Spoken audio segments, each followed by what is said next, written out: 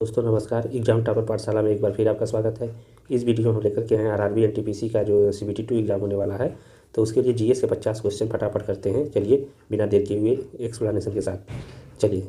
Question number 1 है, ध्वनि का वेग निर्भर करता है। तो ध्वनि का वेग तरंग दैर्ध्य पर निर्भर करता है। आपका 1 का C हो जाएगा। और पारा का निम्नतम हिमांक कितना होता है? तो हिमांक का मतलब होता है किस बिंदु पर बर्फ़ बनता है। तो पारा का जो हिमांक होता है -39 डिग्री सेंटीग्रेड होता है। ये तो आपका 2 का C हो जाएगा। क्वेश्चन नंबर 3 देखेंगे, उस भौतिक मात्रा का नाम बताइए जो बल और वेग के गुणनफल के बराबर होता है। तो बल और वेग के गुणनफल के बराबर कौन होता है? तो शक्ति होती है। शक्ति वह दर है जिस पर समय की एक इकाई में कार्य जो किया जाता है या ऊर्जा स्थानांतरित की जाती है। यदि कार्य तेजी से किया जाता है या कम समय में ऊर्जा स्थानांतरित की जाती है तो शक्ति बढ़ जाती है। चलिए आगे बढ़ते हैं। क्वेश्चन नंबर 4 है, एक सामान्य ट्रांसफार्मर में डॉट डॉट डॉट कार्य करता है। तो यह प्रत्यावर्ती धारा पर कार्य करता है। ऑप्शन ए आपका सही हो जाएगा। इलेक्ट्रॉन की खोज किसने की थी? तो इलेक्ट्रॉन की खोज जे थॉमसन ने की थी।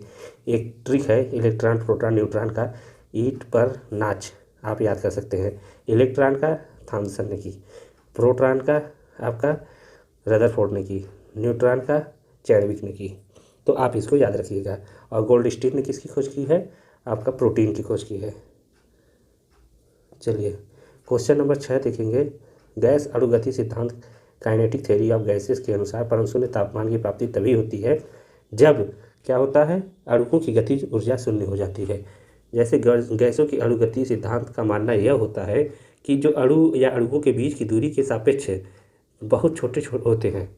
और अणु जो निरंतर जो होता है यादृच्छिक रूप से गति करते हैं और अक्सर एक दूसरे से और किसी भी कंटेनर की दीवारों से टकराते हैं। तो इसके अनुसार जो परम शून्य ताप की प्राप्ति होती है तो वह परम शून्य ताप की प्राप्ति जो होती है, गतिज ऊर्जा जो है शून्य हो जाती है वहाँ पर।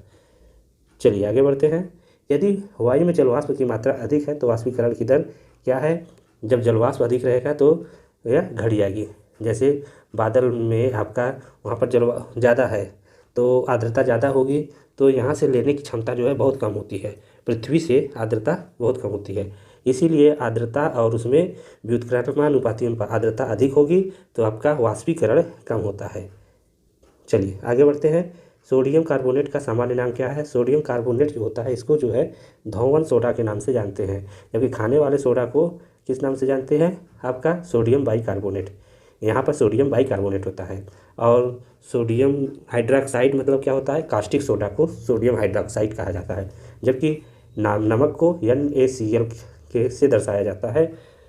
चलिए आगे बढ़ते हैं। एपी कल्चर किससे संबंधित है? तो एपी कल्चर आपका मधुमक्खी पालन से संबंधित है। ऑप्शन ए सही हो जाएगा। रेशम के कीड़े को पालने के लिए क्या कहते हैं? सेरी कल्चर कहते हैं, जबकि मछली पालन को क्या कहते हैं? पीसी कल्चर कहते हैं। क्वेश्चन नंबर 10 देखेंगे, निम्नलिखित में से कौन सा कथन सत्य है? तो इसमें से देखिए, मानव में 46 गुणसूत्र पाए जाते हैं, जिसमें 42 जो है 21 गुणसूत्र ऑटोसोम और 4 लिंग गुणसूत्र होते हैं। तो आपका यह सही नहीं है। 43 होते हैं, 46 होते हैं और इसमें जो है 21 जोड़े नहीं 22 जोड़े होते हैं ऑटोसोम्स के। तो जेनेटिक शब्द JD वाटसन द्वारा 1906 में दिया गया, ये भी सही नहीं है। मेंडल ने पहले वैज्ञानिक थे जिन्होंने जीन की आनुवंशिकता के रूप में, ये भी सही नहीं है। तो आपका इसमें कौन सा सही हो जाएगा? डी वाला आंसर सही हो जाएगा। एक DNA अणु 2 पॉलीन्यूक्लियोटाइड रजुकोण जैसे एक घुमावदार सीढ़ी बना होता है। चलिए आगे देखते हैं। डॉट डॉट डॉट एस्कैरिस का साधारण नाम क्या होता है? तो राउंड वर्म होता है एस्कैरिस का साधारण नाम। एंटीबायोटिक डॉट डॉट डॉट कवक से प्राप्त किया जाता है। कवक से क्या प्राप्त किया जाता है? एंटीबायोटिक के रूप में काम करता है वो पेनिसिलिन होता है। और पेनिसिलिन की खोज किसने की है? अलेक्जेंडर फ्लेमिंग ने की है। देखिए ये बहुत ही इंपॉर्टेंट क्वेश्चन है, यह बदल बदल करके पूछा जाता है। कभी यह पूछ लेगा कि फ्लेमिंग ने किसकी खोज की है, या कवक से कौन सा एंटीबायोटिक प्राप्त किया जाता है। क्वेश्चन नंबर 13 है, हाइड्रोफोबिया किसके कारण होता है? तो हाइड्रोफोबिया विषाणु के कारण होता है, वो भी रैबीज के कारण। और हाइड्रोफोबिया में व्यक्ति को पानी से डर लगता है। और यह हाइड्रोफोबिया किससे होता है? हाइड्रोफोबिया कुत्ता के काटने से होता है। क्वेश्चन नंबर 14 देखेंगे, निम्न में से कौन सा कथन एकमात्र सही है? तो पौधे अपनी पत्तियों में भोजन मंडल संग्रहित करते नहीं। जब उनको धूप मिलती है और उससे जो है संग्रहित करते हैं, यह गलत है। पौधे अपनी पत्तियों में प्रकाश पड़े बिना नहीं, बिना प्रकाश के वो भोजन नहीं बना सकते। पौधे अपनी जड़ों द्वारा मिट्टी में भोजन अवशोषित करते हैं, यह सही है। यही कथन आपका आंसर हो जाएगा, क्योंकि एकमात्र सही पूछा है। और चौथा देख लेते हैं, डी वाला आंसर, वर्षा के जल में आवश्यक खनिज पत्तियों में अवशोषित किए जाते हैं। यह भी आपका वर्षा से जो है खनिज तत्व नहीं मिलते हैं, आपका ये भी गलत है। चलिए आगे बढ़ते हैं। वह प्रक्रिया जिसका प्रयोग पौधे रात में ऊर्जा प्राप्त करने के लिए करते हैं, तो ऊर्जा प्राप्त करने के लिए श्वसन क्रिया करते हैं। और क्वेश्चन नंबर 16 है, डेजर्ट राष्ट्रीय उद्यान कहाँ पर है, तो यह राजस्थान में है। डेजर्ट नाम से ही आपका कंफर्म हो जा रहा है, तो यह राजस्थान में है। कंप्यूटर में जाने वाले डेटा को क्या कहते हैं, कंप्यूटर में जो डाटा डालते हैं उसको इनपुट कहते हैं, जबकि जो डाटा निकालते हैं मतलब तो उसको क्या कहते हैं, आउटपुट। इनपुट के लिए माउस और कीबोर्ड का प्रयोग करते हैं, आउटपुट के लिए प्रिंटर, मॉनिटर, प्लॉटर, ये सब का प्रयोग करते हैं। क्वेश्चन नंबर 18 है, निम्नलिखित में से कौन सा ओपन सोर्स सॉफ्टवेयर नहीं है, तो ओपन सोर्स सॉफ्टवेयर आपका कौन सा नहीं है, विंडो आपका नहीं है। जैसे देखिए, एक विंडो एक सिस्टम में कंप्यूटर डिस्प्ले स्क्रीन पर एक अलग देखने का क्षेत्र होता है, जो ग्राफिकल यूजर इंटरफेस जो GUI के हिस्से के रूप में होता है। इसे कई जगहों पर देखने वाले क्षेत्रों में कई जगह इसको देखने के लिए प्रयोग किया जाता है। विंडोज़ को विंडोज़ मैनेजर द्वारा विंडोज़ सिस्टम के हिस्से के रूप में प्रबंधित किया जाता है। मतलब कि विंडोज़ जो होता है उसको विंडोज़ मैनेजर के द्वारा उसको प्रबंधित किया जाता है। प्रबंधन का कार्य कौन करता है, विंडोज़ सिस्टम के द्वारा, इसलिए इसे ओपन सोर्स सॉफ्टवेयर नहीं कहते हैं। चलिए क्वेश्चन नंबर 19 है, प्रिंटिंग में सबसे पहले पेज का पूर्वावलोकन करने के लिए ये किस शॉर्टकट कुंजी का प्रयोग किया जाता है। देखिए, पूर्वावलोकन या प्रीव्यू जो होता है, या आप कर लीजिए रीनेम करने के लिए फाइल को किस बटन का यूज़ किया जाता है, कंट्रोल प्लस F2 का प्रयोग किया जाता है। जबकि कंट्रोल प्लस F10 जो होता है यह माउस की राइट क्लिक की तरह काम करता है, और कंट्रोल प्लस F5 जो है यह रिफ्रेश करने के लिए किया जाता है। इसको अगर हम बार बार दबाएंगे तो कंप्यूटर हमारा रिफ्रेश होता है।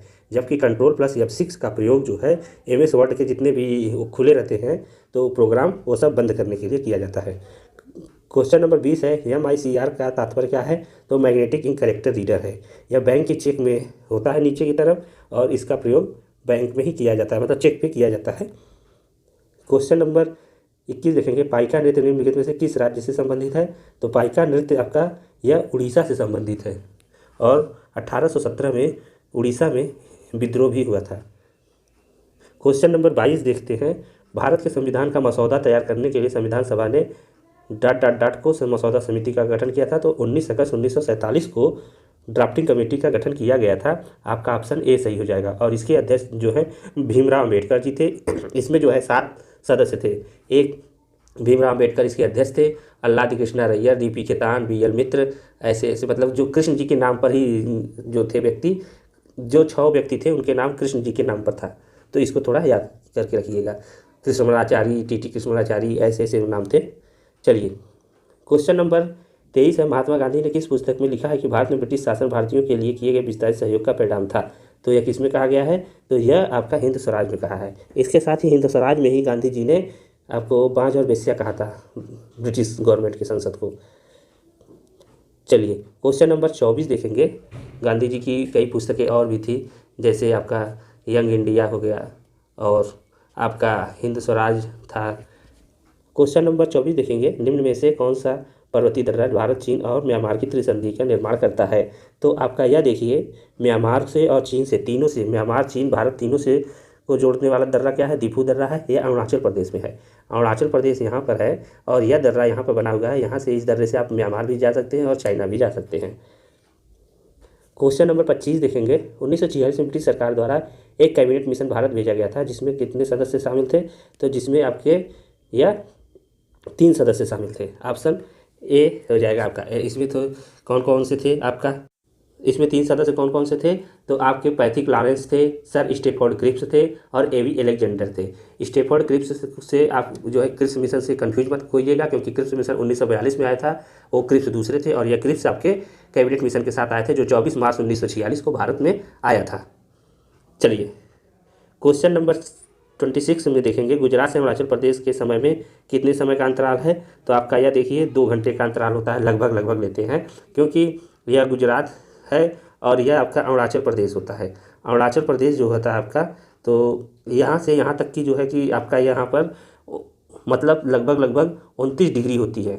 29 डिग्री होती है और 1 डिग्री में 4 मिनट होते हैं, तो आपका यह होता है आपका 116 मिनट लगभग होता है। तो इसको 120 मिनट लेते हैं, इसलिए इसको 2 घंटे कर देते हैं। तो आपका ऑप्शन लगभग में 2 घंटे होगा, और वैसे अगर ऑप्शन दिया होता तो आपका 116 मिनट होता। चलिए, क्वेश्चन नंबर 27 है, भारतीय संविधान के संबंध में निम्न में से कौन सा कथन सत्य है? मौलिक अधिकार नैतिक और राजनीतिक संस्कृतियों के तो भारत संविधान के संबंध में निम्न में से कौन सा कथन सत्य है? तो मौलिक अधिकार राजनीतिक और राजनीतिक संस्कृतियाँ हैं, लेकिन नीति निर्देशक तत्व विधिक संस्तुतियाँ हैं। तो आपका यह ऑप्शन गलत है, और इसमें जो है मौलिक अधिकार न्याय संगत होते, जबकि राज्य नीति निर्देशक तत्व गैर न्याय संगत होते। आपका यही आंसर सही है, आपका आंसर बी हो जाएगा। चलिए दोस्तों, आगे बढ़ते हैं। चंद्रमा पर कदम रखने वाले व्यक्ति दूसरा कौन था? तो देखिए, न्यूजीलैंड के नील आर्मस्ट्रांग थे, पहले रखे थे, और बज एल्ड्रिन थे, दूसरे व्यक्ति थे, ये रखे थे कदम, ये नासा की तरफ से भेजे गए थे। और क्वेश्चन नंबर 29 है, भारतीय योजना आयोग का गठन किस वर्ष किया गया था? तो भारतीय योजना आयोग का गठन 1950 में किया गया था, और इस वर्तमान में योजना आयोग को समाप्त करके उसके स्थान पर नीति आयोग की स्थापना की गई है। क्वेश्चन नंबर 30 देखेंगे, 44वें संविधान संशोधन 1978 में भारतीय संविधान के किस अनुच्छेद को प्रभावित किया? तो यह 301 को प्रभावित किया है। अनुच्छेद 19 में जो संपत्ति का अधिकार था उसको निकाल करके, और 31 में जो संपत्ति का अधिकार था तो इसको निकाल करके अनुच्छेद 300 के ए में रख दिया गया था 44वें संविधान संशोधन के द्वारा। तो आपका आंसर डी हो जाएगा। चलिए आगे बढ़ते हैं। क्वेश्चन नंबर आपका 31 है, 2011 की जनगणना के अनुसार भारत की जनसंख्या घनत्व कितना है? तो आपका भारत की जनसंख्या घनत्व 382 व्यक्ति प्रति वर्ग किलोमीटर है। क्वेश्चन नंबर 32 देखेंगे, सरकार ने ... के वनों में अभ्यारण्य के 91वें बाघ आरक्षित क्षेत्र के रूप में दर्जा दिया गया है, तो यह तमिलनाडु में दिया गया है। और तमिलनाडु में मेघमलाई और श्रीविल्लीपुत्तूर जो था उसको 51वां राष्ट्रीय टाइगर रिजर्व जो है घोषित किया गया था। और वर्तमान में 53 जो है टाइगर रिजर्व हैं भारत में, वर्तमान में 53 टाइगर रिजर्व हैं, जिसमें 53वां जो है आपका यह छत्तीसगढ़ के गुरु घासीदास को बनाया गया है 53वां टाइगर रिजर्व। क्वेश्चन नंबर 33 देखेंगे, अखिल भारतीय मुस्लिम लीग ने लाहौर प्रस्ताव किस वर्ष में अंगीकृत किया था? तो लाहौर प्रस्ताव जो है 1940 में आया था। इसकी अध्यक्षता जो है मुस्लिम लीग की मोहम्मद अली जिन्ना के द्वारा की गई थी, जिसमें सीधे तौर पर जो है अलग जो है देश की मांग की गई थी। क्वेश्चन नंबर 34 देखेंगे, भारत में Tata iron and steel company limited TISCO की स्थापना किस वर्ष की गई थी? तो टिस्को की स्थापना आपका 1907 में जमशेदपुर में की गई थी। वर्तमान में यह दुनिया की पांचवी सबसे बड़ी इस्पात कंपनी है। क्वेश्चन नंबर 35 में देखेंगे, निम्नलिखित में से कौन सा नाभिकीय शक्ति संयंत्र उत्तर प्रदेश में स्थित है? तो आपका यह नरौरा जो है उत्तर प्रदेश में स्थित है, जबकि थुम्बा आपका प्रक्षेपण केंद्र है। तारापुर नाभिकीय रिजर्व आपका नाभिकीय संयंत्र आपका महाराष्ट्र में है। रावत भाटा जो है आपका कहाँ पर है? राजस्थान में है। चलिए क्वेश्चन नंबर 36 देखेंगे, एजरा कप निम्नलिखित से किस खेल से संबंधित है? तो एजरा कप आपका पोलो से संबंधित है।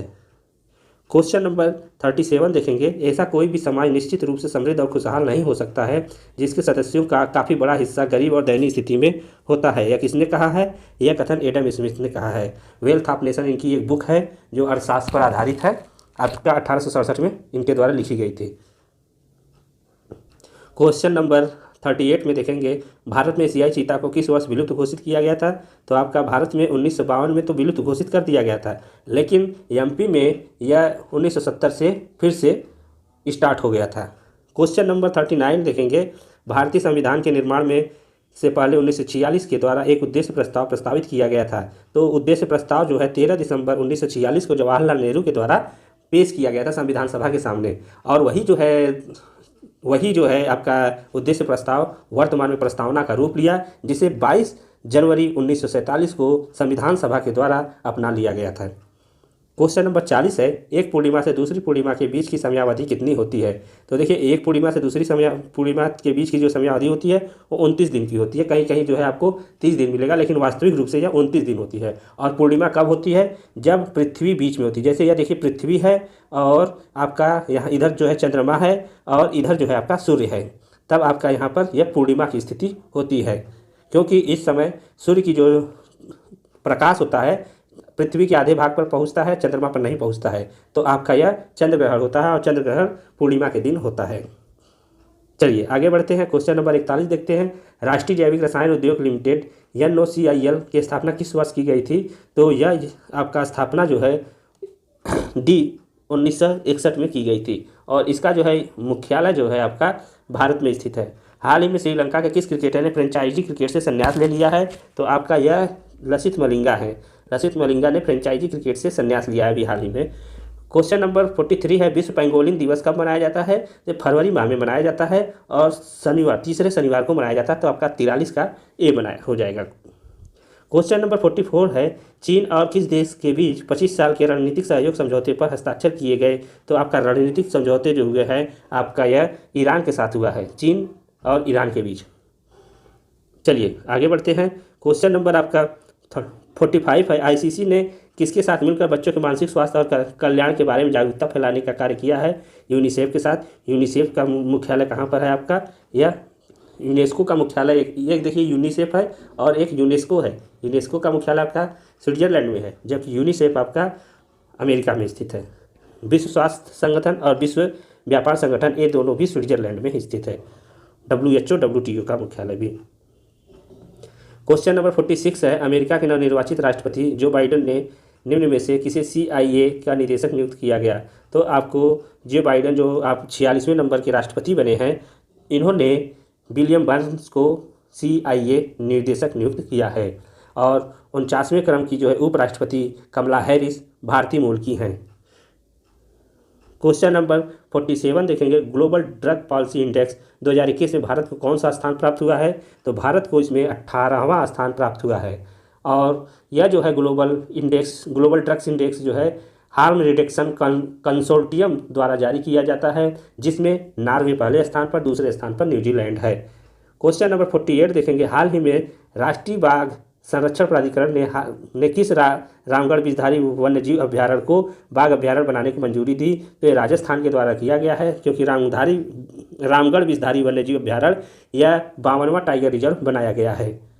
क्वेश्चन नंबर 49 देखेंगे, ADB का मुख्यालय कहाँ पर है? मनीला फिलीपींस में है और वहाँ पर जो है चावल अनुसंधान केंद्र भी है।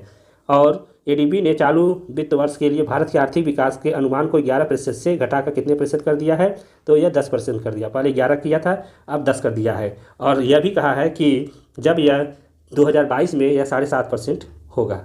क्वेश्चन नंबर 50 है, लास्ट किस राज्य के राज्यपाल बेबी रानी मौर्य ने राष्ट्रपति रामनाथ कोविंद को अपना इस्तीफा सौंप दिया है? तो उत्तराखंड की राज्यपाल थी। अभी उत्तराखंड में चुनाव हुए हैं, जिसमें जो है आपका BJP गवर्नमेंट जीत गई है और इस समय जो है बेबी रानी मौर्य उत्तर प्रदेश के उप मुख्यमंत्री के पद पर चुनी गई हैं।